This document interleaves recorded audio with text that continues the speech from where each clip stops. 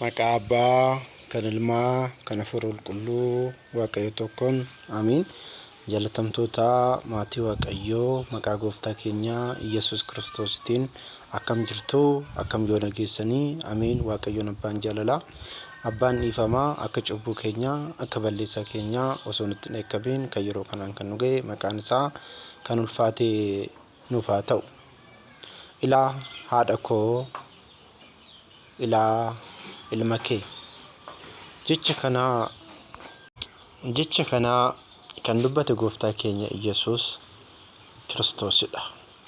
Yeroo dhiphinnaa ilmaan namaa fayyisuudhaaf Gooftaan keenya Kiristoos yeroo inni fannoo irratti argametti Wangeela Yohaannis boqonnaa 19 lakkoofsa 26 irratti ilaa haadha koo, ilaa ilma kee jechuudhaan duuka bu'aa isaa kan ta'e amanamaa isaa hanga dhumaatitti hanga qaraaniyooti Gooftaa keenya Kiristoos hordofe wajjin kan deeme Wangeelawii Yohaannis yookiin duuka bu'aa Yohaannis isa kitaabolee 5 barreesse jechuudha. Isatu jecha kana haasa'ee, isatu jecha kana dubbate. Jecha kana yeroo inni haasa'utti, yeroo inni dubbatutti wanti nuti hubachuu qabnu kiristaanonni biyya keessas biyya alaas walumaa galatti kiristaana warri jedhamne, warri kitaaba qulqulluu fudhannee, warri Waaqayyoon Gooftaa keenya Kiristoosiin hin waaqessina jennu waa'ee dubroo Maariyaam irratti osoo yaada dogongoraa haasa'uu baannee baay'ee tokko natti tola. Isheen haadha mootichaati, isheen haadha Gooftaati. Maarree dogongoroota qaamota lamaan bira jiranii muraasa ishee wajjin haa ilaallu. Inni jalqabaa dogongoraa barsiisota muraasa Ortodoksii isiniif haa kaasu. Waa'ee dubroo yeroo kaasan namoonni bo'an jiru, namoonni immoo yaada hin taane itti dabalanis jiru. Dubroo Maariyaam kan kabajees kan filatees Waaqayyoodha. Nuu miti kan filate, kabajaas kan daballuuf illee miti, hir'aallee kan hir'ifnu miti. Dubroo Maariyaam ofii isheetiif ergamaa Waaqayyoo Gabri'eel itti dhufee misirraachoo gaafa itti himu ani garbittii Waaqayyooti jechuudhaan akkamitti of gadi qabnee Waaqayyoon kadhachuu akka qabnu, Waaqayyootti dhiyaachuu akka qabnu, Waaqayyoon faarfachuu akka qabnu dubroon Maariyaam nu barsiifteerti.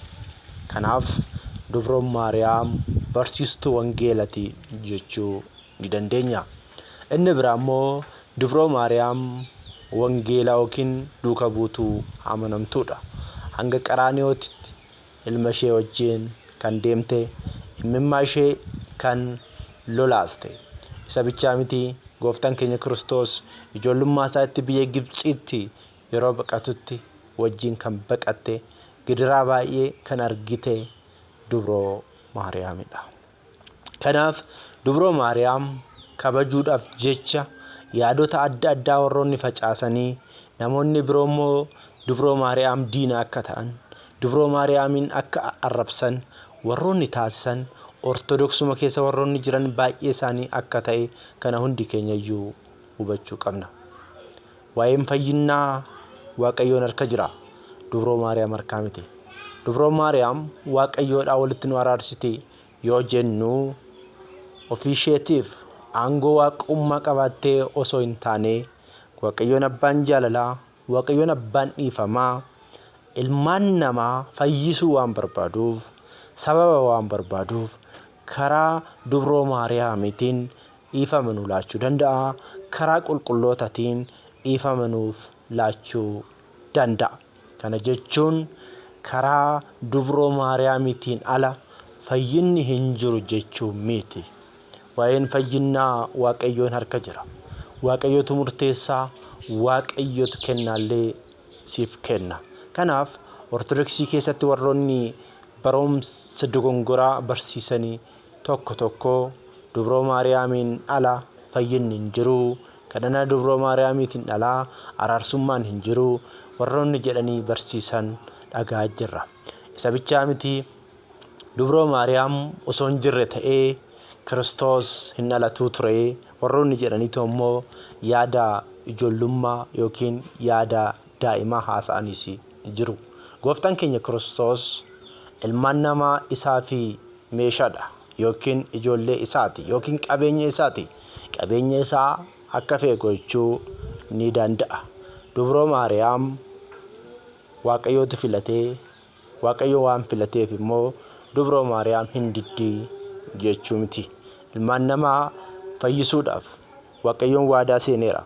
Isaayyaas boqonnaa 7:14 irratti ilaa durbi durbummaa isheetiin ni deessi jechuudhaan ragaan baameera. Isaayyaas boqonnaa 9:6 irratti ilaa mucaan nuuf kennamee jira jechuudhaanis ragaan baameera. Raajiin dubbatame kun karaa Dubroo Maariyaamitiin Gooftaan keenya Iyyasuus Kiristoos nama ta'ee jira. Foon isheerraa foon, lubbuu isheerraa lubbuu fudhateera. Kanaaf Dubroo Maariyaamitiif kabajaan ni barbaachisa, eeyyeen ni barbaachisa. Kabajaan ni barbaachisa, eeyyeen ni barbaachisa. Isheen haadha mootiiti. Isheen haadha gooftaati. Dubartoonni addunyaa kanarra jiran osoo bakka tokkotti cuufamanii Dubroo Maariyaamin ga'uu hin danda'an. Kanaaf Ortodoksonni yeroo barsiifnu yaada keenya yaada biraa keessa seennee akka waan Dubroo Maariyaamitiin waa daballuutti wangeela dogongoraa osoo hin taane waan wangeela irra jiru waan sirrii barsiisuu akka qabnu adaraan jechuu barbaada. Inni biraa immoo amantii Pirotestaantiiti. Warri amantii Pirotestaantii yeroo baay'ee of tuulummaadhaan deddeebi'u. Namoonni baay'een of tuulummaa isaaniitirraa ka'anii ani Dubroo Maariyaamin iyyuu wal qixa jedhanii yeroo isaan haasa'an dhaga'aa jirra. Yookiin Dubroon Maariyaam dubbii fayyinaa keessatti gahee hin qabdu warroonni jedhanii jiru. Dursa dubbii fayyinaa jechuun maal jechuudha? Dubbii fayyinaa jechuun Dubroo Maariyaam isheetu fayyisaa, isheetu murteessaa jechuu miti. Gooftaan keenya Kiristoos nama kan ta'e isheerraa ta'uu amanuu qabna. Dubroo Maariyaam irraa. Ishees kan filate Waaqayyoodha. Ishees kan kabajee Waaqayyoodha. Kanaaf haadha gooftatiif immoo kabajaatu mala. Haadha gooftatiif immoo ulfinatu mala. Haadha gooftatiif immoo jaalalatu mala. Dubroo Maariyaam haadha gooftaa addunyaa kana uume dhiisatoo warreen addunyaa biyya lafaatirra jiraniif iyyuu kabajaa akkamii kennina laata? Dubroo Maariyaamin arrabsaa cubbuu wajjanne jechuudhaaf hin danda'amu. Dubroo Maariyaam arrabsite yoo ta'e, Dubroo Maariyaam gadi qabda yoo ta'e, Kiristoosin arrabsaa jiraachuu, Kiristoosin gadi qabaa jiraachuu hubachuu qabna jechuudha. Namni Dubroo Maariyaam jaalatu nama Kiristoos jaalatudha. Namni Kiristoos jaalatu Dubroo Maariyaam hin jaalata. Hin jaalataa, hin kabaja. Nu warra kiristaanotaa dhiisatoo kitaaba warra musliimaa irrattuyyuu dubartoota addunyaa kanarra jiran keessaa Dubroo Maariyaam kabajamtuu akka taate ni dubbatama. Kanaaf Dubroo Maariyaam akkas taate, Dubroo Maariyaam ijoollee qabdi, kitaaba qulqulluu irratti Dubroo Maariyaam ijoollee deesseertii, ijoollee qabdi kan jedhus hin jiru kitaaba qulqulluu irratti. Wantoonni kaadhimamteertii hin beekne hanga wantoonni jedhaman hiika mataa isaanii qabu waan ta'eef akka hin dogongorre of eeggannoo akka godhamu jechuun barbaada. Fayyinaa ilmaan namaatiif murteessaan inni guddaan Kiristoosiin amanuudha. Kiristoosiin amannee cuubamuudha. Cuubamnee dhiigaa fi foon isaa fudhannee jireenya kiristaanummaatiin deddeebi'uudha malee of tuulummaan naamusa kiristaanummaatiin alaa jechoota gadhee haasa'uun kiristaanummaa nun taasisu. Kanaaf ijoolleen Pirotestaantii baay'eellee miti 50 ol kan taatan, harka 50 ol kan taatan of eeggannoo gochuu akka qabdanan jedha. Waaqayyoon abbaan jaalala, abbaan dhiifamaa ogummaa fi hubannoo isaa nuuf haa laatu.